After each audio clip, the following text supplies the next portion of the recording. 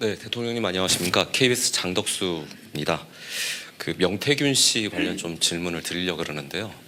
의혹이 제기되고 나서 이제 대통령실은 경선 막바지에 조언을 받아 소통을 끊은 것으로 기억한다고 입장을 냈었습니다.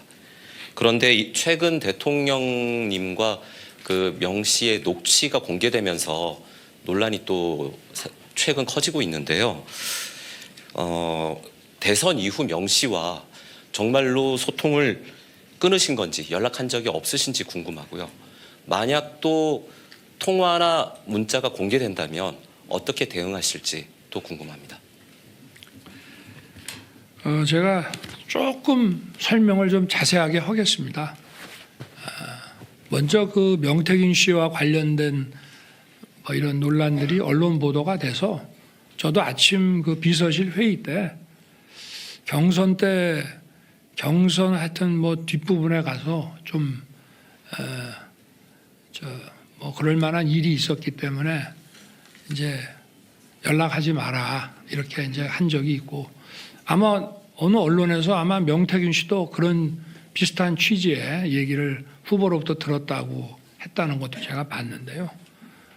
그렇게 했는데 제가 그러니까 당선된 이후에 연락이 왔는데 그게 뭐로 왔는지 모르겠어요. 제가 전화번호를 지우고 텔레그램에는 이름이 여전히 남아있기 때문에 텔레폰으로 온 건지 아니면 전화로 온 건지는 잘 모르겠습니다만은 하여튼 받은 적이 있다. 그래서 축하 전화를 받고 저도 어찌됐든 명태균 씨도 선거 초입에 여러 가지 도움을 준다고 자기도 움직였기 때문에 하여튼 수고했다는 얘기도 하고 이런 얘기한 기억이 분명히 있다고 제가 비서실에 얘기를 했는데, 아마 언론에 이 관계되는 걸 얘기하는데 대변인이나 그런 입장에서는 이건 이렇고 저건 저렇고 이렇게 얘기하기가 어려우니까 경선 뒷부분 이후에는 사실상 연락을 안 했다 하는 이제 그런 취지로 얘기한 건데, 자기가 저한테 문자를 보냈을 수 있죠. 근데 제가 문자를 답을 안 하면은 그거는 소통을 한 거라고는 보기 어려운 거 아니겠습니까? 또 좋은 일로 전화를 했는데 제가 고맙다 이런 얘기는 할 수 있는 거 아니겠어요? 그러나 선거 초기에는 제가 정치에 대해서 아무것도 모르니까 정치인에 대한 얘기며 예를 들어서 제가 어느 지역에 이렇게 가면은 그 지역 사람들 만나면은 그 지역에는 이런 게 관심이 많으니까 이런 얘기 좀 해주면 좋을 것 같습니다. 이런 얘기도 하더라고요. 물론 그런 얘기를 명태균 씨한테만 받은 게 아니라 수백 명으로부터 받았지만 어쨌든 저의 당선을 반대하는 사람이라기보다는 당선을 위해서 자기가 도움이 되겠다고 나선 사람인데, 하여튼 경선 후반기에 가서는 제가 볼 때는 좀 나서지 않을 문제를 가지고 얘기를 하길래 제가 이제 좀 안 되겠다 싶어서 그렇게 한 것이고, 그렇지만 어쨌든 사람이 요만큼이라도 자기를 위해서 도움을 주려고 노력한 사람에 대해서 그렇게 매정하게 하는 것이 뭐하고, 저도 또 본인도 좀 섭섭했겠다 싶어서 제가 그때 전화를 받아줬다고 제가 분명히 우리 참모진들한테 얘기를 했는데, 언론에 얘기할 때는 이건 이렇고 저건 저렇고 이렇게 길게 얘기할 수 없어서 아마 가장 기본적인 그런 말만 한 것 같습니다. 네. 무슨 제가 그 명태균 씨와 관련해서 부적절한 일을 한 것도 없고 또 감출 것도 없고 그렇습니다. 네. 의원님, 문화일보 김규태 기자입니다. 근데 이어서 좀 질문 드리고 싶은데요. 그 여사님도 그 대통령님 취임 이후에 명태균 씨와 수시로 연락했다라는 주장이 나오고 있습니다. 이 관련해서도 언제까지 지금 여사님이 연락하신 건지, 왜 연락하신 건지 설명 부탁드리겠습니다. 제가 제 아내 휴대폰을 좀 보자고 이렇게 할 수는 없는 거라 제가 그냥 물어봤습니다. 이런 논란들이 있기 때문에. 그런데 제 아내는 뭐 어쨌든 제가 일단 뭐 대통령에 당선이 되고 또 취임하고 하면은 하여튼 좀 그 전하고는 이 소통 방식이나 이런 게 좀 달라야 된다고 얘기를 하니까 본인도 많이 줄인 것 같고 한 몇 차례 정도 뭐 문자나 뭐 이런 걸 했다고는 얘기를 합니다. 그런데 뭐 제가 이 자리에서 그걸 공개하기는 좀 그런데 좀 일상적인 것들이 많았고요. 뭐 그렇습니다. 그래서 몇 차례 없는 거로 알고 있습니다. 네, 다음 질문 받겠습니다. 국민일보 이경원 기자님. 예, 대통령님 안녕하십니까. 국민일보 이경원입니다. 명태균 씨의 녹취에 기반한 여러 의혹들에 대해서 오늘 이 기회를 빌어서 상세하게 대통령님의 직접 설명을 청하고 싶습니다. 중요한 키워드들로 간추려보자면 한 세 가지쯤이 될 것 같습니다. 우선 여론 조작, 다음은 공천 개입, 끝으로는 창원 산단입니다. 이 의혹들에 대해서 제가 뭐 되풀이해서 설명을 하는 것은 오늘 시간상 옳지 않을 것 같고, 여러 대목에 대해서는 검찰의 수사도 예정이 되어 있겠습니다만 이 기자회견 자리를 통해서 많은 국민들이 납득할 만한 설명을 들을 수 있도록 책임 있게 말씀을 부탁드리고자 합니다. 그러니까 여론 조작 또 공천 개입. 공천 창원. 예. 저는 명태균 씨한테 무슨 여론조사를 해달라는 얘기를 한 적은 없습니다.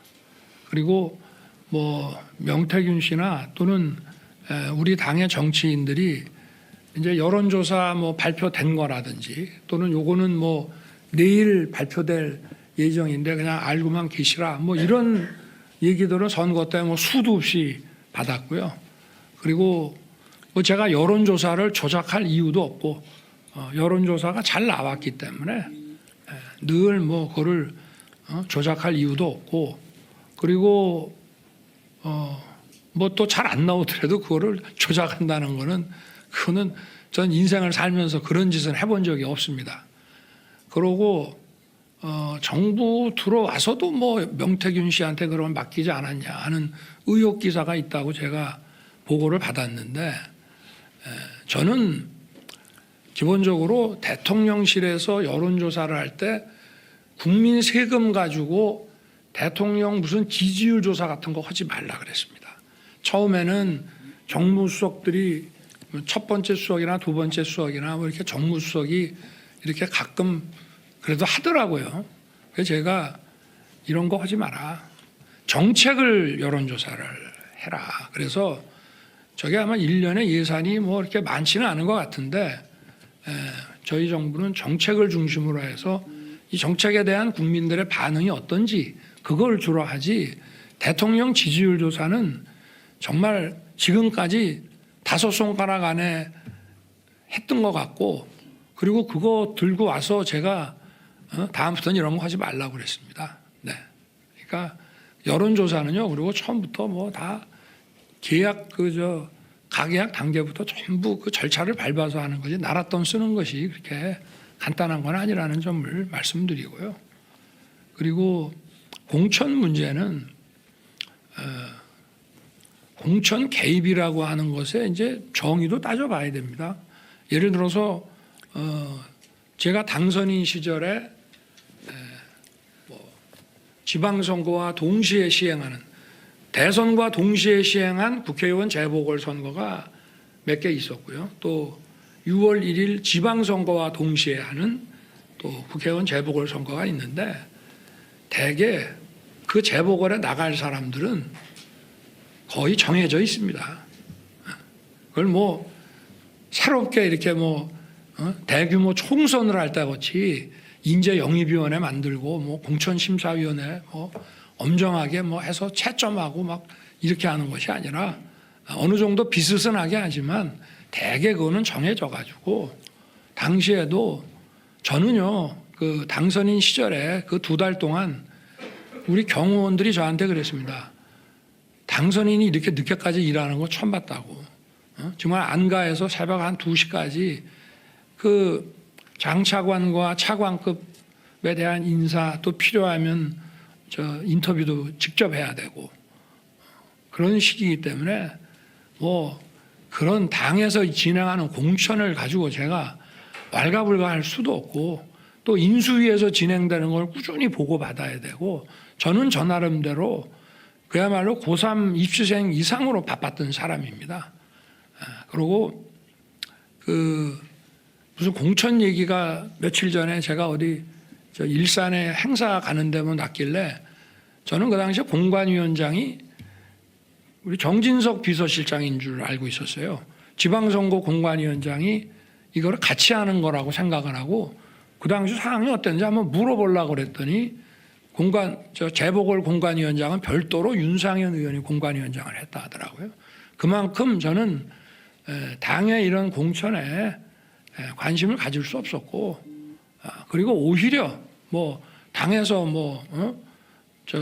어떤 그 공천을 진행해 나가는데 좀